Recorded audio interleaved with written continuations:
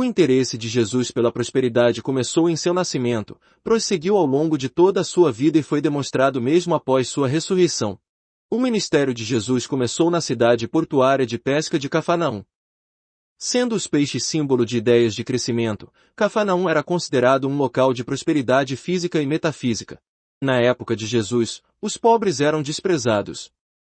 A pobreza era considerada maldição ao passo que a riqueza era tida como bênção espiritual.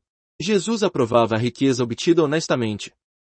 Não hesitava em usar seus mais profundos poderes para promover a prosperidade na terra. Através de seus diversos ensinamentos de prosperidade, Jesus ressaltava as boas novas sobre a plenitude, que ninguém precisaria esperar o futuro para colher as bênçãos da vida, que todos poderiam obtê-las naquele momento. Enfatizava-se bastante a prosperidade nas igrejas primitivas. Apenas séculos mais tarde, e por razões políticas, foi pregada às massas a falsa crença de que ser pobre significava ser devoto. Jesus nasceu em Nazaré, que representa a trivialidade da mente humana, na qual a verdade próspera aparece. Jesus, como carpinteiro, simboliza alguém que converte ideias e pensamentos em algo visível conforme a necessidade. Ao conhecermos tais métodos, poderemos vivenciar uma maior abundância e felicidade, exatamente o que o termo milionário significa.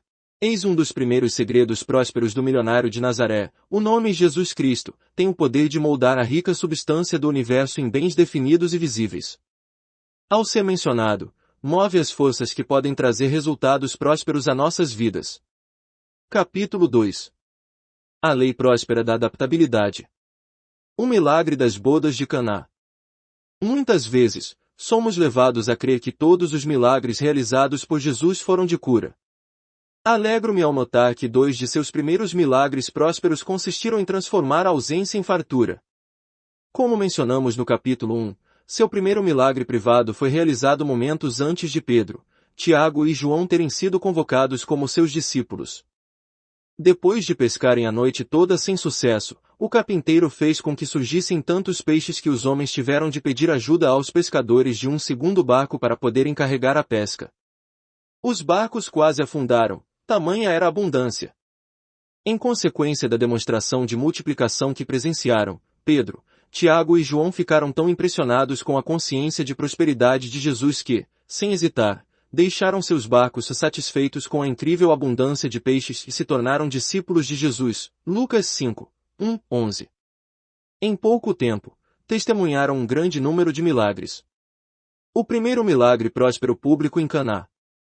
Uma lei é um princípio, uma regra. O brilhante cientista explorador das leis da natureza Sir Isaac Newton disse haver uma série de leis naturais para o mundo físico. Há ainda leis mentais e espirituais mais elevadas do que as usadas no plano físico da vida. As leis mentais e espirituais mais elevadas são tão poderosas que são capazes de multiplicar, neutralizar ou ainda reverter as leis naturais. Quando invocadas pela mente humana, os resultados produzidos parecem milagrosos no plano físico. Jesus compreendia as mais elevadas leis da mente e as usava constantemente para atender às necessidades daquele momento. A palavra adaptar significa tornar viável através da mudança, mudar sem dificuldade, adequar a mudança, estabelecer harmonia. Jesus invocou a lei próspera da adaptabilidade quando realizou seu primeiro milagre público no banquete das bodas de Caná, onde transformou água no mais fino vinho. João 2, 11. Ao estudarmos o referido milagre público sob esse ponto de vista, perceberemos as atitudes mentais invocadas por Jesus, que também poderemos usar em nosso benefício. Se dermos os mesmos passos em direção à ação mental, experimentaremos as mudanças adequadas que nos trarão harmonia e os maiores bens que já conhecemos em nossas vidas. Dessa maneira, o fato de usarmos a lei próspera da adaptabilidade e, por consequência, obtermos resultados satisfatórios pode ser considerado milagre. Para invocar a lei, use os seguintes passos simples em direção à ação mental. Primeiro passo: quando a necessidade surgir, não entre em pânico. Caná era um próspero cenário localizado a 12 quilômetros de Nazaré e cercado por romãzeiras e oliveiras. É bastante adequado que o primeiro milagre público de Jesus tenha ocorrido durante um casamento, pois as bodas são uma experiência de abundância. Nos países do Oriente, tratava-se de um evento de grande importância que deveria ser celebrado com fartura. Em famílias mais abastadas, As festividades poderiam durar até 7 dias. O povo judeu era conhecido por sua generosa hospitalidade, e mesmo entre as classes mais pobres, as festas de casamento duravam de 1 a 2 dias. Na cerimônia de Caná, foi embaraçoso quando o vinho acabou de repente. A mãe de Jesus lhe disse: "Eles não têm mais vinho." Ao que Jesus respondeu: "A minha hora ainda não chegou." João 2,4. Eis o primeiro passo para a ação mental que devemos tomar quando adotarmos a lei próspera da adaptabilidade. Quando houver uma necessidade a ser atendida, ela imediatamente chamará sua atenção, seja através de pessoas ou circunstâncias externas, seja por meio de sua própria consciência. No entanto, como Jesus, não devemos nos apressar em obtê-la de maneira externa. Devemos trabalhá-la nos planos internos de nossa consciência, em primeiro lugar na natureza de nossos pensamentos e sensações. Jesus sabia que levaria tempo para que conseguisse transformar água em vinho. A pressa, a força e a coação não têm espaço no reino do pensamento próspero, pois nunca manifestarão a abundância. Tais ações servem apenas para dissipar nossos bens. Não há pressa no reino interno da mente e do espírito, é um ditado místico completamente verdadeiro. Do ponto de vista humano, pode parecer mais demorado quando trabalhamos nos níveis mental e espiritual. Porém, os resultados são maravilhosos e duradouros. Como a cura surgiu quando uma mulher se recusou a se apressar? A verdadeira prosperidade engloba a saúde. Eis como a cura surgiu na vida de uma mulher que se recusou a se apressar. Deus atendeu minhas orações e tem sido muito bom. Tive um grave problema de saúde que preocupou a todos. Meu médico questionou minha demora em procurá-lo. Expliquei-lhe que estava orando pela situação e que sentia que deveria agir conforme minha vontade. O especialista para o qual fui encaminhada era a pessoa mais doce que conheci. Orei para que esse segundo médico pudesse ver apenas o lado positivo de minha condição física. Foi o que aconteceu. Há alguns dias tive a notícia de que uma operação não seria necessária. Sinto que o tempo a mais que dediquei às minhas preces e aos meus estudos inspiradores levaram-me à cura. Se as pessoas orassem primeiro sem correr direto para a ação, suas orações seriam atendidas com muito mais frequência. Descobririam também que não será preciso realizar cirurgia. O uso dos métodos internos fez com que essa senhora não só se visse livre da dor e do sofrimento, mas também demonstrasse prosperidade ao economizar em despesas médicas. O que fazer quando nos sentimos pressionados por aparências negativas? Não podemos forçar para que nossos bens nem os de outra pessoa aconteçam. Quando a mãe de Jesus disse: "Eles não têm mais vinho", ele respondeu: "A minha hora ainda não chegou." Sua recusa significa que, quando estamos orando por orientações divinas, não devemos partir para a ação até que internamente sejamos instruídos a tal, independentemente do que as pessoas que nos cercam façam ou digam. Para todas as necessidades existe a realização divina, mas não podemos coagi-la. Embora reconhecesse a escassez, Jesus não partiu para a ação de imediato, pois sabia que nenhum bem pode ser forçado. O zelo, quando não acompanhado da sabedoria, leva apenas à confusão. Vê capítulo 11 sobre zelo, em meu livro The Alien Secrets of the Ages. Quando a necessidade surgir, note-a. Então, comece primeiramente a trabalhar seus pensamentos e sensações para atendê-la. Se partir imediatamente para a ação, tentando consertar as coisas de maneira externa, encontrará somente confusão e derrota. Existe um famoso ditado que afirma: antes de uma ação externa sempre deve vir uma ação interna. Quando se sentir pressionado por aparências negativas, responda: estou ouvindo a voz da verdade e ela ainda não me disse para agir, ou não recebi orientações para fazer nada ainda, ou creio que seja melhor esperar por um sinal. Embora reconhecesse a escassez, Jesus não partiu para a ação de imediato. Você também não deve se deixar pressionar pela aparente escassez. Em vez disso, declare: não há pressa para o espírito, portanto, não agirei até que seja internamente instruído a tal. Como a necessidade da autora foi atendida. Há mais de 20 anos, quando iniciei meu trabalho como ministra, não recebia os benefícios financeiros com que os líderes de hoje costumam ser agraciados, como salário garantido, subsídio para moradia, férias anuais remuneradas, plano de saúde ou aposentadoria. Tendo de depender apenas das ofertas de amor que recebia, meu filho e eu tínhamos de viver dia a dia com meios de provisão invisíveis. Hoje, considero aquele período de privações a iniciação que precisava enfrentar para obter o desenvolvimento de minha consciência interna de prosperidade. Conforme o tempo passou, fui me acostumando a viver das ofertas de amor que recebia, já que é esse o meio com que vivem muitos pastores ainda nos dias de hoje. Mas durante os anos de dificuldade, aquele método de sobrevivência parecia-me especialmente penoso. Certa vez, depois de um longo e cheio dia de trabalho, não recebi ofertas de amor por meus conselhos espirituais ou por nenhum tipo de ajuda que havia prestado. Não tinha dinheiro para comprar a comida do jantar. No fim do dia, quando meu filho queixou-se de fome, disse-lhe: "Deixe-me descansar e orar. Então, saberemos o que fazer." Relaxada, declarei diversas vezes durante a meditação: Deus nunca se atrasa. Deus proporciona nossos bens sempre a tempo. Depois de uma hora, meu filho veio me dizer: "Mãe, ouvi alguém bater à porta." Era uma mulher que havia atravessado a cidade de ônibus. Disse-me que a senhora orou por ela há algum tempo e que as coisas deram certo. Em agradecimento, quis entregar-lhe esta oferta de amor. Naquele momento, os $2 nas mãos de meu menino pareceram-me 2 milhões. A simples refeição daquela noite não teve nenhuma fartura, mas foi especialmente saborosa, pois assim como os hebreus que recebiam seu precioso maná no deserto, aquele alimento foi uma resposta às minhas orações. Vê o capítulo Como recolher seu próspero maná em meu livro, O Milionário Moisés. Deus realmente proporcionou nossos bens a tempo. O Pai amoroso continuou a nos prover desde então através de incontáveis experiências, algumas tão incríveis quanto a que acabei de relatar. Quando surgir a necessidade, se partimos imediatamente para a ação, tentando consertar as coisas de maneira externa, encontraremos somente confusão, derrota e ainda mais limitações. Em vez disso, se a necessidade surgir, note-a, então, trabalhe primeiramente seus pensamentos e sensações para atendê-la. Embora reconhecesse a escassez, Jesus não partiu para a ação de imediato. Sob as mesmas circunstâncias, também não devemos fazê-lo. Segundo passo, para lidar com a possibilidade de novos bens, prepare-se internamente. Algumas vezes, não é a necessidade que surge para ser atendida. Pode ser a possibilidade de novos bens acontecerem em nossas vidas que chama a nossa atenção. Novamente, se partimos imediatamente para a ação, tentando forçar para que esses bens se manifestem, podemos nos deparar com um aborto. Os bens serão dissipados, pois nosso zelo os terá espantado.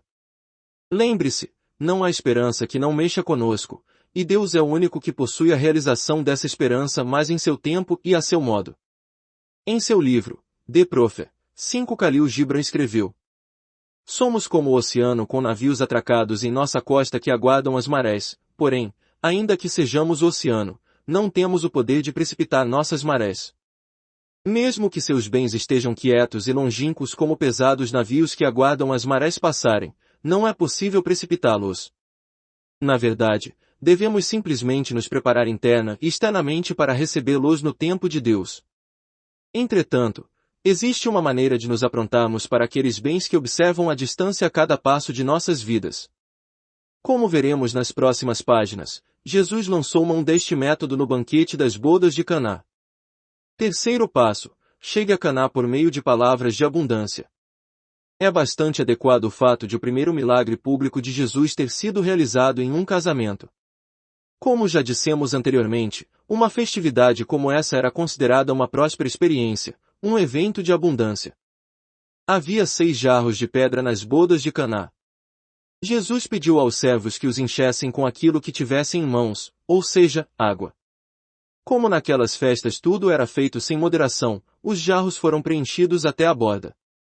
Preparamo-nos para os bens que estão distantes lidando com a situação do momento e com aquilo que temos em mãos. Os 6 jarros duros, rústicos e pesados simbolizam as condições difíceis e severas que temos de enfrentar algumas vezes em nossas vidas. No entanto, já temos o que é essencial para enfrentar tais condições. Aquilo que temos ao nosso alcance é tudo de que precisamos. Jesus não tinha nada além de água para encher aqueles jarros pedregosos e rústicos. Mas foi exatamente com aquele líquido que ordenou aos servos que completassem os recipientes. A transformação da água em vinho simboliza as ricas dádivas que um pai amoroso prepara aos que se dispõem a clamar pela abundância do reino da substância universal ou do depósito invisível de provisões ilimitadas por meio da ação da mente. Os jarros cheios de água, até a borda, indicavam o quão preparada estava a natureza para transformar a escassez em abundância depois que Jesus falou aos servos. É significativo o fato de que Jesus tenha realizado esse próspero milagre em Caná, termo que significa o poder que existe em nossa garganta e que é liberado por meio da voz. Também somos capazes de realizar nosso próspero milagre público na frente de todos e de usar o poder de nossa voz ao pronunciar termos de abundância. Ao fazer isso, toda a escassez de nossa vida poderá desaparecer. 6 jarros davam uma enorme quantia, cerca de 100 galões. Nossos pensamentos são representados pelos servos. A água derramada por eles simboliza os pensamentos e palavras de luz, verdade e abundância que direcionamos às condições difíceis de escassez ou limitação, transformando-as em fartura. É preciso derramar um pouco de água na iminência da necessidade antes de poder retirá-la. Como uma mulher se tornou uma bem-sucedida negociante. Eis como uma mulher direcionou seus pensamentos e palavras de luz, verdade e abundância à condição de escassez para si mesma e para outras pessoas, e a transformou em uma situação de fartura. Do estado de Nevada, recebi a seguinte mensagem. Aconteceram tantas coisas a mim e às pessoas que me cercam desde que li seu livro The Prosperity Secrets of the Ages. 6 Conseguirei apenas listar os prósperos pensamentos descritos na obra. 1. Quando comecei a lê-lo, estava desempregada. Declarava diariamente uma afirmação de prosperidade que dizia: um bom emprego com um salário de $15.000 por ano está sendo preparado para mim neste momento à maneira de Deus. Os resultados. Minha renda total como consultora e gerente de contratos de trabalho junto a associações de funcionários ultrapassou os $20.000 no ano passado. 2. Ofereci The Prosperity Secrets of the Ages a uma amiga que, além de desempregada, estava infeliz e envolvida com um homem casado. Sugeri a ela que declarasse todos os dias: neste momento, estou sendo levada a meu verdadeiro local, com pessoas verdadeiras e com a verdadeira prosperidade, rapidamente e em paz. Alguns meses depois, casou-se com um excelente homem, um bem-sucedido empresário. Hoje, esperam o primeiro filho. Se quiser, não precisará mais trabalhar. 3. Passei a declarar a seguinte afirmação de prosperidade para minha empresa: dou graças aos $50.000 anuais de aumento nos lucros da companhia para a qual trabalho. Os resultados. $20.000 referentes a uma perda em sociedade estão sendo repostos, além do aumento de $30.000 nos lucros. 4. Parte do que realizo em meu trabalho é a função de negociadora trabalhista, um cargo bastante incomum para uma mulher. Coube a mim enfrentar o maior e mais poderoso líder sindical dos Estados Unidos. Nunca havia negociado nada sozinha em minha vida. As pessoas achavam que eu não teria a mínima chance. A própria diretoria da empresa estava quase desistindo de mim. Em meio às negociações, o diretor anunciou que renunciaria ao cargo, e, por consequência, todo o restante da equipe ameaçou fazer o mesmo, embora nada disso tivesse a ver com o meu trabalho. Ademais, os advogados contratados pela companhia, pois se imaginava que haveria prejuízo, notificaram a diretoria que abandonariam seu serviço caso eu fosse mantida. Declarei afirmações apropriadas diariamente durante aqueles 2 meses. Uma de minhas favoritas era: tudo está entrando nos eixos neste momento, rapidamente e em paz. Eis os incríveis resultados que obtive com essas palavras. A. Absoluto sucesso em minhas negociações. Destaquei-me por minha coragem e habilidade em lidar com as transações. B. Ganhei a total confiança do presidente da empresa. Foi ele quem me defendeu quando as forças sindicais passaram a me ameaçar. Os advogados foram demitidos. C. 2 advogados ajudaram-me sem cobrar nada da companhia. D. Hoje, toda a diretoria está de acordo que minhas negociações abriram um precedente que melhorou o clima das relações trabalhistas em todo o estado. E mais resultados benéficos têm surgido a cada dia. Temos um novo diretor de gerência que se relaciona muito bem comigo e com toda a equipe. 5. Minha filha de 16 anos descobriu o valor das afirmações diárias de prosperidade e está trilhando um caminho maravilhoso em sua vida. Já quadruplicou sua renda desde que passou a declarar: sou considerável e apropriadamente provida com a rica substância do universo neste momento. 6. Os funcionários a quem representei individualmente deram-me generosos presentes. Apresentei o caminho do sucesso a um deles entregando-lhe um exemplar de The Prosperity Secrets of the Ages. 7. A escritura fiduciária que possuía já estava alienada havia 2 anos. Transmiti luz e prosperidade à pessoa que me devia, e antes do Natal já havia recebido todo o dinheiro. 8. Para um grande amigo que precisava de emprego, afirmei: você está neste momento seguindo para a expansão de seus bens, orientado por Deus e abundantemente próspero. Esta noite, telefonou-me dizendo que acabará de conseguir o cargo que desejava. 9. Encontrei objetos que havia perdido. 10. Depois de afirmar que voltaria a usar tamanho M, um de meus clientes presenteou-me com um programa de redução de peso. Começarei a dieta amanhã. 11. Desde que iniciei a prática do pensamento próspero, minha renda parece render mais e durar mais tempo. A sensação de terminar o mês com saldo positivo depois de ter pagado todas as dívidas e ter ofertado um tributo é fantástica. A doação que ofereço subiu 10 vezes o valor que costumava pagar até poucos dias atrás. Quarto passo: tratar o que está disponível como a provisão desejada transforma a água em vinho. Já temos ao nosso alcance aquilo de que precisamos para atender às necessidades que surgem em nossas vidas. Nossos bens são adaptáveis. Esse é um dos grandes segredos que podemos aprender com o milagre de Jesus em Caná. Ao tratar o que estava disponível como a provisão desejada, a água transformou-se em vinho. A seguir, observe como podemos invocar a lei da adaptabilidade. Os bens que estão ao seu alcance se adaptam e podem atender às suas necessidades se você souber valorizá-los e empregá-los da melhor maneira. Os referidos bens podem não ser nada além de pensamentos e palavras construtivas. E eles serão os únicos recursos financeiros de que você precisará se souber como usá-los. Em seus prósperos milagres, Jesus sempre se vale do material a seu alcance exatamente como é. Você também já tem em suas mãos os recursos para atender às suas necessidades. Ao dar o primeiro passo através da fé, Deus o ajudará. Já foi comprovado ao longo dos anos que a fé move a substância no sentido de prosperar e abençoar aquele que a possui. Quando colocada em ação, a fé tem prósperos poderes. Quinto passo: como encher de prosperidades específicas nossos rústicos jarros de pedra. Jesus valeu-se do que tinha em mãos, os rústicos jarros de pedra e água comum. Os 2 ingredientes eram os únicos com que podia contar. Mesmo assim, realizou um milagre de abundância. Pediu aos servos, que simbolizam nossos pensamentos, para derramar água dentro dos rústicos jarros de pedra. Assim o fizeram, sem economizar, até a borda.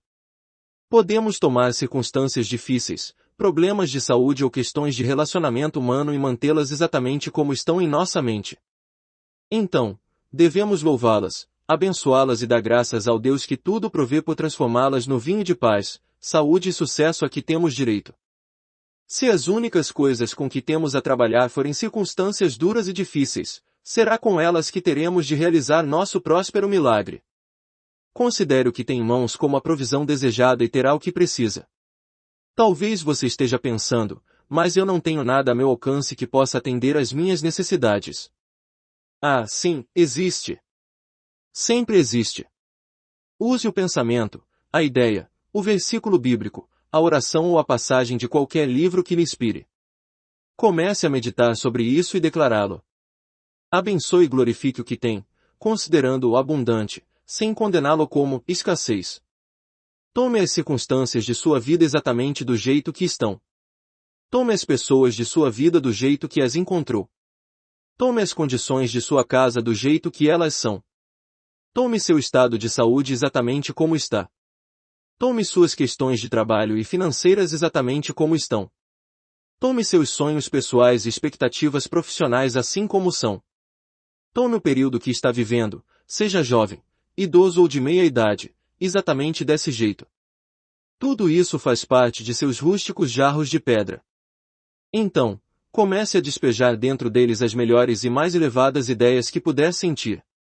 Passe a louvar e abençoar as coisas que costumava condenar. Existe um poder multiplicador para seus bens que pode ser liberado através desse simples processo. Como uma mulher transformou seu casamento endurecido em uma união feliz. O marido de uma dona de casa abandonou a esposa e os 3 filhos para viver com outra mulher. Passados 3 meses, o homem voltou arrependido, pedindo perdão da esposa e sua ajuda para que recuperassem seu casamento. Em busca de orientação, a dona de casa procurou seu ministro. Disse-lhe: como poderei esquecer que fui abandonada junto com meus filhos por outra mulher? Ao que o conselheiro respondeu, lembrando-se de que ele voltou confessando seu erro e pedindo uma nova chance.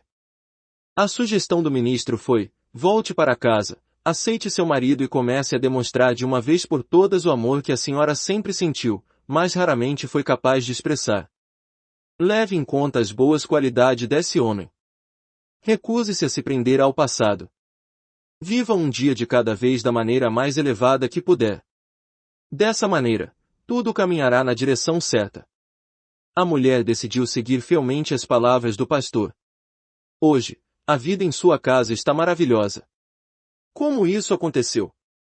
Simples, ela tomou as condições duras e complicadas de seu casamento e as encheu com pensamentos de amor e bênçãos. Então, o comum tornou-se extraordinário, a água transformou-se em vinho. 6º passo: o que fazer para não rejeitar seus bens? Não rejeite seus bens se não os receber da maneira que esperava. Trate seu casamento como a união que desejava.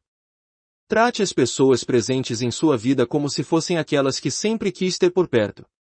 Trate as circunstâncias em que se encontra como se fossem mais do que desejadas. Trate as provisões disponíveis como as mais necessárias.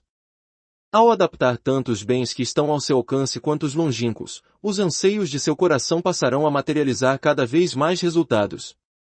Essa é a lei da adaptabilidade.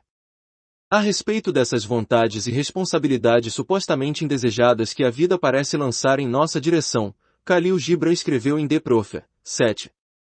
Se quiser abandonar um desejo, lembre-se de que essa vontade foi escolhida por você. Ninguém a impôs. Poderá surgir a seguinte questão: mas é injusto que eu tenha que lidar com tais pessoas ou circunstâncias que me causam tantos problemas e preocupações. Gibran vai mais longe em seu conselho. 8.